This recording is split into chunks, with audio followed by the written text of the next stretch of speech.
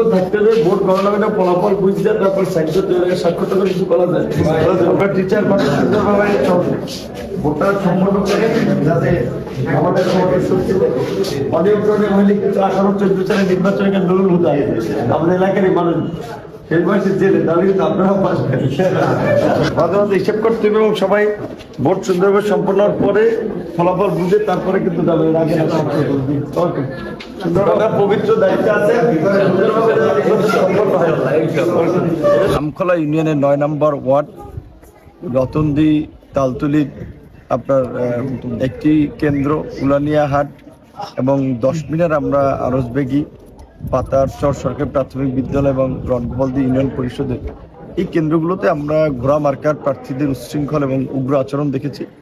সাধারণ ভোটারদেরকে তারা বিশেষ করে একেবারে কেন্দ্রের মধ্যে গিয়ে আপনার নিজেদের প্রচার প্রচারণা চালাচ্ছে, আতঙ্ক ছড়াচ্ছে। এটা স্পষ্টতই নির্বাচনী আচরণবিধি এবং পরিবেশের পরিপন্থী। এই বিষয়গুলো প্রশাসনে যারা আছেন, প্রিজাইডিং অফিসার, ম্যাজিস্ট্রেট, তাদের দেখা দরকার ছিল। কারণ হচ্ছে জনগণের মনে দীর্ঘদিন ভোট দিতে না পারার যে একটি আক্ষেপ এবং ক্ষোভ, আমরা তো ধরেছিলাম যে এই নির্বাচনের মধ্যে দিয়ে সেটি প্রশমিত হবে, জনগণ তাদের পছন্দের প্রার্থীকে ভোট দেবে।